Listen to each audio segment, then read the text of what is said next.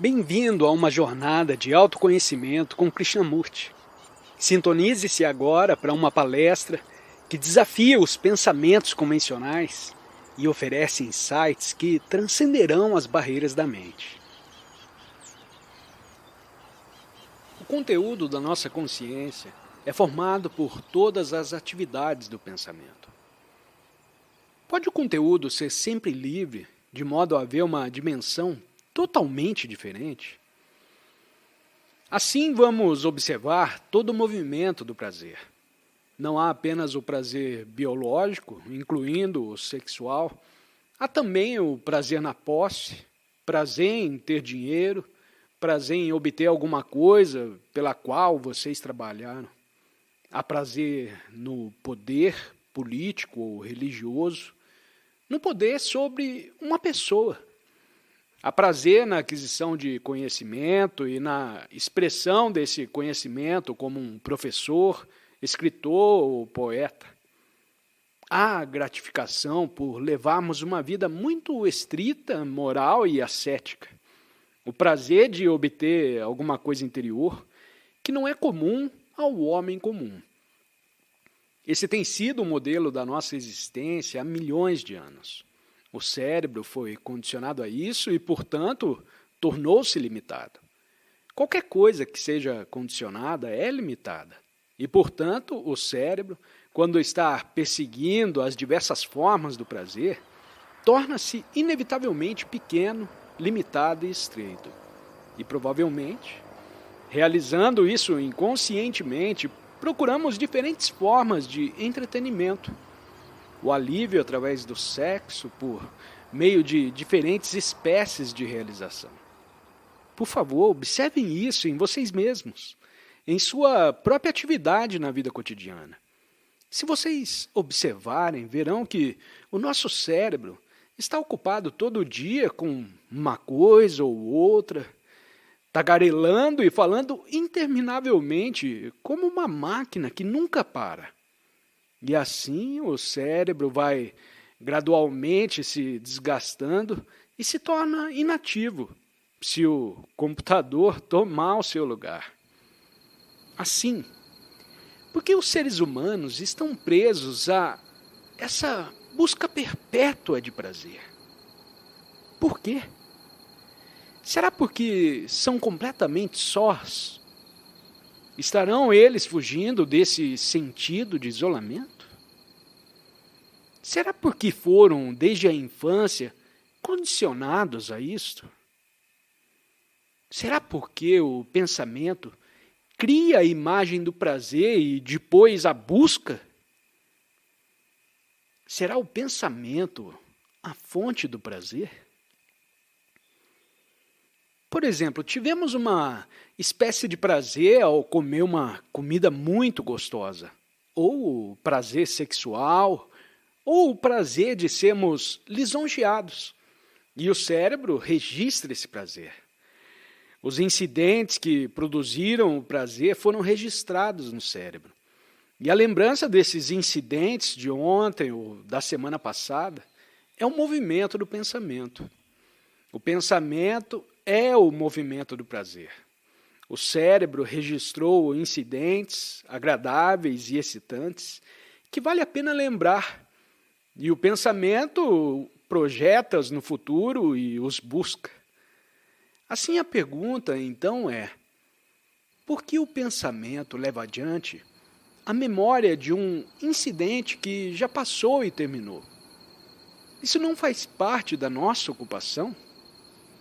Um homem que quer dinheiro, poder, posição, está perpetuamente ocupado com isso. Talvez o cérebro esteja assim ocupado com a lembrança de algo da semana passada que deu um grande prazer e que é mantido no cérebro, que o pensamento projeta como um prazer futuro e o busca. A repetição do prazer é o movimento do pensamento e, portanto, limitado. Portanto, o cérebro nunca pode funcionar inteiramente, só pode funcionar parcialmente. Agora, a questão seguinte que se apresenta é: se esse é o modelo do pensamento, como pode o pensamento ser detido? Ou melhor, como pode o pensamento ou o cérebro parar de registrar o incidente de ontem que proporcionou o prazer? Essa é uma pergunta óbvia, mas por que a fazemos? Por quê? Será porque queremos fugir do movimento do prazer? E essa mesma fuga é já outra forma de prazer? Mas se vocês perceberem o fato de que o incidente que proporcionou o grande deleite, prazer, excitação acabou, que não é mais uma coisa viva, mas algo que aconteceu há uma semana.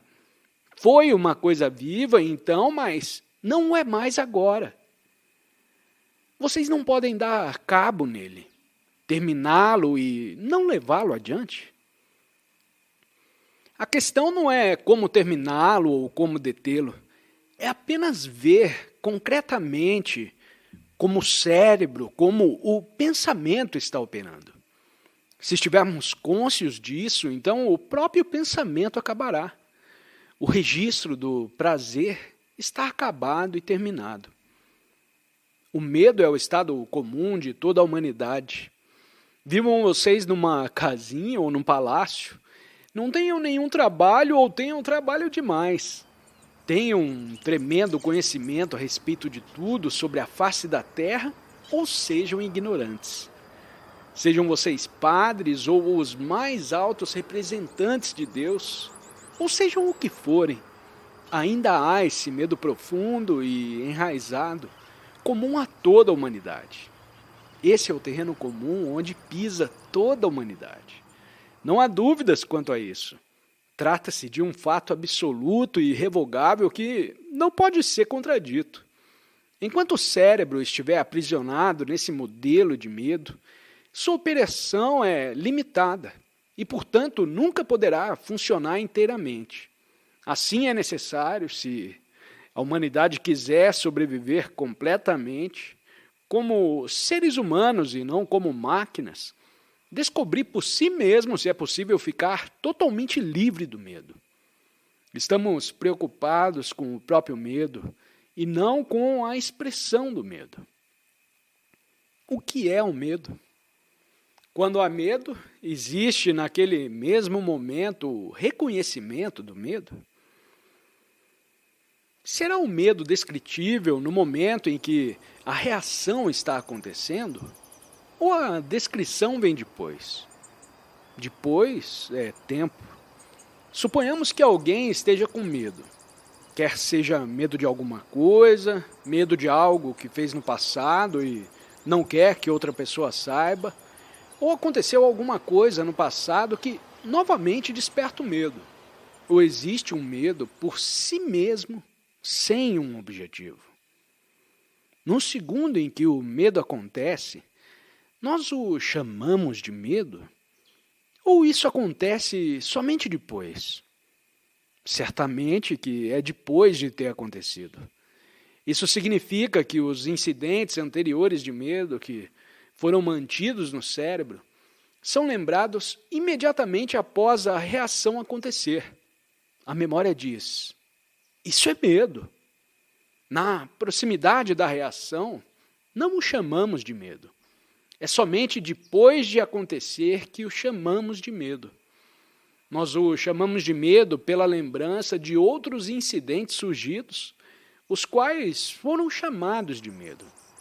Nos lembramos desses medos do passado e surge uma nova reação que imediatamente identificamos com a palavra medo. Isso é bastante simples. Assim, sempre há a memória operando no presente. Então, o medo é tempo? O medo de alguma coisa que aconteceu há uma semana, que produziu essa sensação que nós chamamos de medo e a implicação futura de que não deva acontecer de novo? No entanto, ela pode acontecer de novo. Logo, temos medo dela. Assim, nós nos perguntamos: será o tempo a origem do medo? Assim, o que é o tempo? O tempo mostrado no relógio é muito simples. O sol nasce numa determinada hora e se põe numa determinada hora. Ontem, hoje e amanhã. Essa é a sequência natural do tempo. Há também o tempo psicológico interior. O incidente que aconteceu na semana passada, que deu prazer ou que despertou o sentido no medo, é lembrado e projetado no tempo. Eu posso perder minha posição, posso perder meu dinheiro, posso perder minha esposa. Futuro. Assim, será o medo parte do tempo psicológico? Parece. E o que é o tempo psicológico? Não é apenas o tempo físico que precisa de espaço, mas também o tempo psicológico que precisa de espaço. Ontem, a semana passada, modificados hoje e amanhã, há espaço e tempo. Isso é simples. Assim, será o medo o movimento do tempo?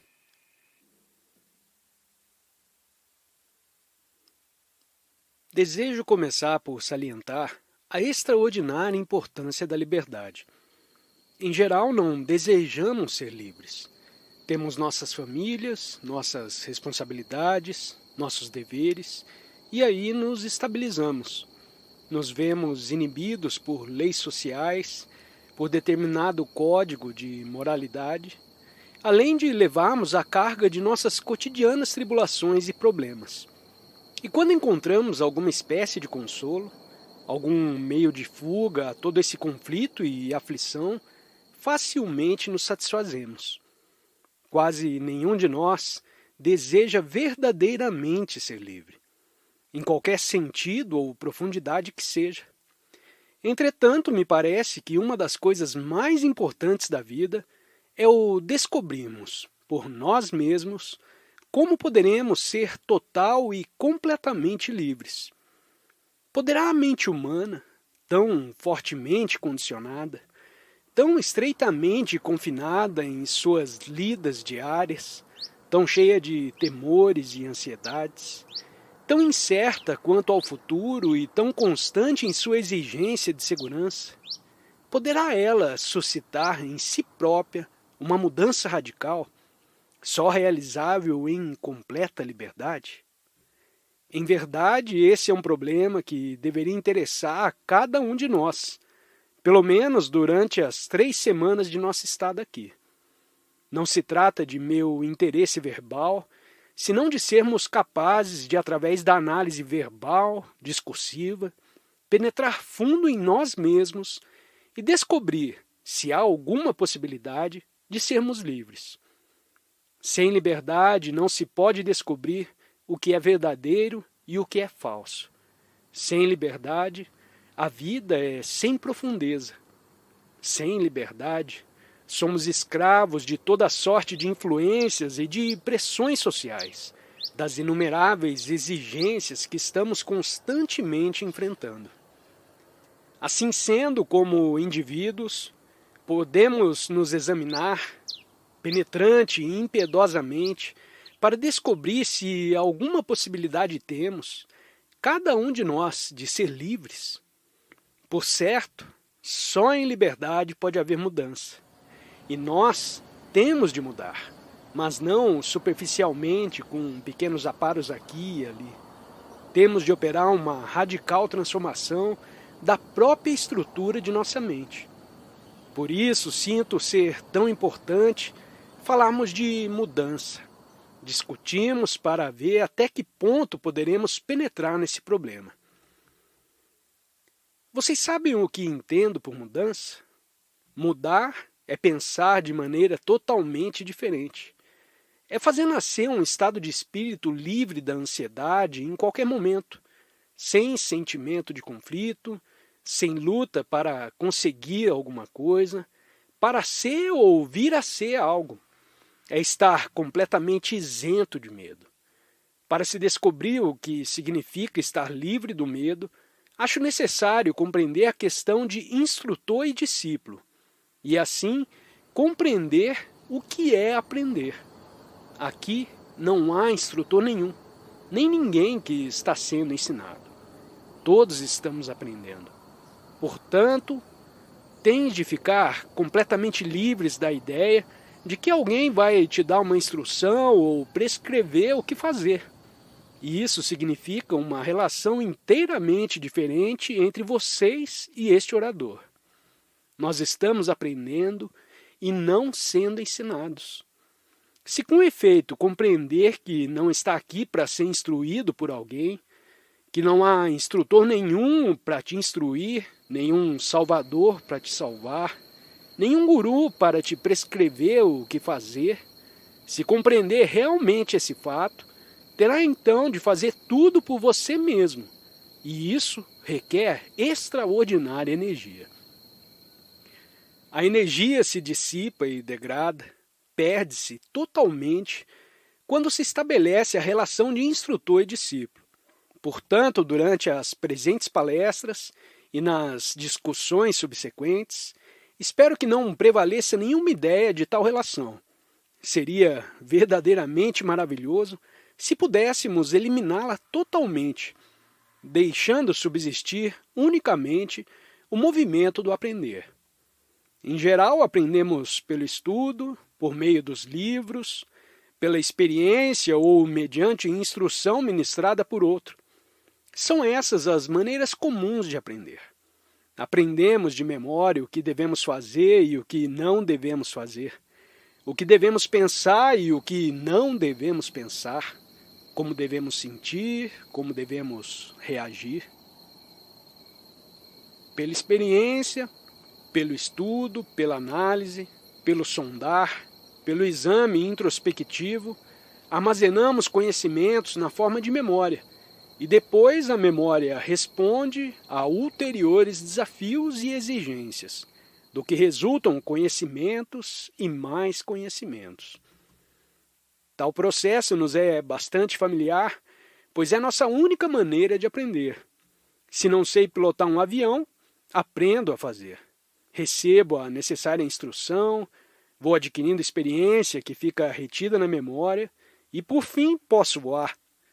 É esse o único processo de aprender familiar à maioria de nós. Aprendemos pelo estudo, pela experiência, pela instrução. O que se aprende é confiado à memória, na forma de conhecimento, e esse conhecimento funciona sempre que se apresenta um desafio, ou todas as vezes que temos de fazer alguma coisa. Eu penso que há uma maneira de aprender completamente diferente. E sobre esse assunto vou dizer algumas palavras. Mas para poder compreender essa maneira e por ela aprender, devem estar totalmente livres da autoridade, porque, do contrário, estará apenas sendo instruído e irá apenas repetir o que ouviu dizer. Eis porque tanto importa compreender a natureza da autoridade. A autoridade é um empecilho ao aprender que não é acumulação de conhecimentos na forma de memória. A memória reage sempre por padrões. Não existe nenhuma liberdade. O homem que está carregado de conhecimentos, de instrução, que está curvado sobre o peso das coisas que aprendeu, nunca é livre. Poderá ser um homem altamente erudito, mas sua acumulação de conhecimentos o impede de ser livre, e, portanto, ele é incapaz de aprender. Acumulamos várias formas de conhecimentos, científicos, filosóficos, técnicos e etc. E tais conhecimentos são necessários ao bem-estar físico do homem. Mas também acumulamos conhecimentos porque queremos estar em segurança, porque queremos atuar sem perturbações, porque queremos agir dentro dos limites de nossos conhecimentos, para nos sentirmos sempre em segurança. Nunca desejamos estar na incerteza. Temos horror à incerteza e, portanto, acumulamos conhecimentos. É a essa acumulação psicológica que quero me referir, pois é ela que nos veda completamente a liberdade. Desse modo, no momento em que se começa a inquirir o que é liberdade, É necessário contestar não só a autoridade, mas também o conhecimento. Se está meramente sendo instruído, se está meramente acumulando o que ouve, o que lê, o que experimenta, nunca será livre, porquanto estará sempre funcionando dentro do padrão do conhecido. É isso, com efeito, que em geral nos acontece. Sendo assim, o que nos cabe fazer? Sabe-se como a mente e o cérebro funcionam. O cérebro é uma coisa de natureza animal, suscetível de progredir e envolver, que vive e funciona entre as paredes de sua própria experiência, seu conhecimento, suas esperanças e temores. Está perenemente ativo com o intuito de salvaguardar-se e proteger-se. E até certo ponto tem de proceder assim, pois do contrário, em breve seria destruído. Necessita de certo grau de segurança. Daí, prender-se ao hábito de acumular, para seu benefício, toda sorte de conhecimentos, de obedecer a toda espécie de instrução, criando um padrão ao qual adapta o seu viver, de maneira que nunca está livre. Quem quer que observe o seu próprio cérebro, o total funcionamento de si próprio, estará bem consciente desse modo de existência padronizada, na qual nenhuma espontaneidade existe. Que é, então, o aprender? Existe alguma maneira diferente de aprender? Um aprender não cumulativo, que não se torne um mero fundo de memória ou de conhecimento, criador de padrões e de obstáculos à mente? Existe alguma qualidade de aprender que não se torne uma carga, que não tolha a mente, mas, ao contrário, lhe dê liberdade? Se alguma vez fizeram essa pergunta a vocês, não superficialmente, porém profundamente, deve saber que é necessário averiguar por que a mente se apega à autoridade. Quer se trate da autoridade do instrutor, do salvador, do livro, quer da autoridade do nosso próprio saber e experiência. Por que razão se apega a mente à autoridade? A autoridade assume formas variadas. A autoridade dos livros, a autoridade da igreja, a autoridade do ideal, a autoridade de sua própria experiência e a autoridade do saber que acumulou. Está apegado a essas autoridades? Tecnicamente, há necessidade de autoridades. Isso é simples e óbvio, mas estamos falando sobre o estado psicológico da pessoa e deixando de parte a autoridade técnica. Por que razão se apega ela à autoridade no sentido psicológico? Apega-se à autoridade, evidentemente, porque teme a incerteza e a insegurança. Teme o desconhecido, o que poderá acontecer amanhã.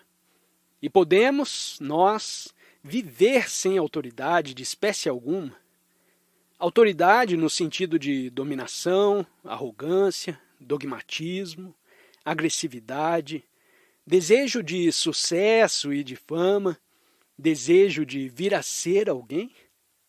Podemos viver nesse mundo frequentando o escritório e mais outros lugares num estado de completa humildade? Isso é muito difícil de verificar, não acha? Mas penso que só nesse estado de humildade completa, que é o estado da mente que está sempre pronta a reconhecer que não sabe, só nesse estado há a possibilidade de aprender. De outra forma, estaremos sempre acumulando e, portanto, deixando de aprender. Pois bem, pode-se viver dia por dia nesse estado? Entende minha pergunta? Certo, a pessoa que está de veras aprendendo, nenhuma autoridade reconhece, nenhuma autoridade busca, achando-se num constante estado de aprender, não só das coisas exteriores, mas também das coisas interiores. Não pertence a nenhum grupo, nenhuma sociedade, nenhuma raça ou cultura. Quando se está aprendendo constantemente de todas as coisas, sem nada acumular, como pode haver autoridade, instrutor? Como se pode servir a alguém? E essa é a única maneira de viver, aprendendo não dos livros, mas de suas próprias ânsias, dos movimentos do seu próprio pensamento, do seu próprio ser. A mente está então sempre fresca, olha todas as coisas de maneira nova e não com os olhos cansados do saber e da experiência. Compreendendo-se isso verdadeiramente, profundamente, cessa toda autoridade. Então esse que vos fala nenhuma importância tem. O extraordinário estado que a verdade revela, a imensidão da realidade, não te pode ser dado por outro. Não há autoridade e não há guia. Tem de descobrir por vocês mesmos e dar assim algum sentido a esse caos que chamamos a vida. É uma jornada que deve fazer completamente só, sem companheiros, sem mulher, sem marido, sem livros. Só pode iniciar essa jornada depois de perceber claramente a verdade de que tem de viajar completamente só. E percebê-la é estar só. Não por azedume, pessimismo, desespero, não por ver o fato de que é absolutamente necessário caminhar só.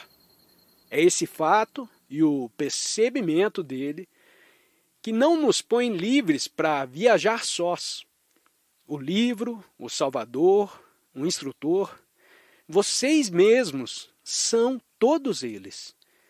Deve então investigar, aprender a seu respeito, o que não significa acumular conhecimento sobre você, para com esses conhecimentos observar os movimentos de seu próprio pensar. Está compreendendo? Para esse aprendizado, para se conhecer, deve-se observar num estado de novo, de liberdade. Nada pode aprender sobre você pela mera aplicação de conhecimentos. Isso é, observando-se com os conhecimentos adquiridos de algum instrutor, de algum livro ou de sua própria experiência. A vocês é uma entidade extraordinária, uma coisa complexa, vital, intensamente viva, em constante mutação, a passar por experiências de todo gênero. É um vórtice de descomunal energia e ninguém pode te instruir a respeito dele. Ninguém. Essa é a primeira coisa que se deve compreender. Uma vez compreendida, percebida a sua verdade, já está liberto de pesado fardo. Deixa de contar com os outros para te dizer o que deve fazer. Já está então em começo a liberdade, com seu inefável perfume. Assim tenho de me conhecer, pois sem o conhecimento de mim mesmo, nunca terá fim o conflito. Nunca terá fim o medo e o desespero, e nunca haverá a compreensão da morte. Quando me compreendo, compreendo todos os entes humanos, as relações humanas em sua totalidade. Compreender a mim mesmo é aprender a respeito do corpo físico e das várias reações nervosas. É estar consciente de cada movimento de pensamento. É compreender a coisa denominada ciúme, brutalidade. É descobrir o que é afeição e amor. É compreender, em seu todo, aquilo que constitui o eu, o vós. Aprender não é estabelecer uma base de conhecimentos. O aprender ocorre a cada instante. É um movimento no qual você deve observar infinitamente, sem jamais condenar, sem nunca julgar, sem nunca avaliar, porém sempre e unicamente observando. Desde o momento que condena, interpreta ou avalia, tem um padrão de conhecimento, de experiência, e esse padrão te impede o aprender. Sem vocês compreender, não é possível uma mudança na raiz mesma da mente. E essa mutação, essa mudança, é necessária. Não emprego a palavra mudança no sentido de ser influenciado pela sociedade, pelo clima, pela experiência ou por outra qualquer espécie de pressão. As pressões e influências apenas poderão impeli-vos numa certa direção. Me refiro à mudança que se opera sem esforço algum, em virtude de compreender a você mesmo. Há, sem dúvida, enorme diferença entre as duas coisas. Entre a mudança operada mediante compulsão e a mudança que vem espontânea, natural, livremente. Pois bem, se está seriamente interessado, e me parece que seria um tanto absurdo se tivesse feito tão longa viagem para assistir a essas conferências, com esse calor e se sujeitando a tantos desconfortos, sem estar seriamente interessado. Então, essas 3 semanas que aqui irão passar oferecerão uma excelente oportunidade de aprender, de se empenhar numa real observação, numa profunda investigação. Pois, senhores, estou bem consciente de que sua vida é muito superficial. Sabemos e temos experimentado muitas coisas. Somos capazes de falar com muita sutileza, mas, na realidade, nenhuma profundidade temos. Vivemos a superfície.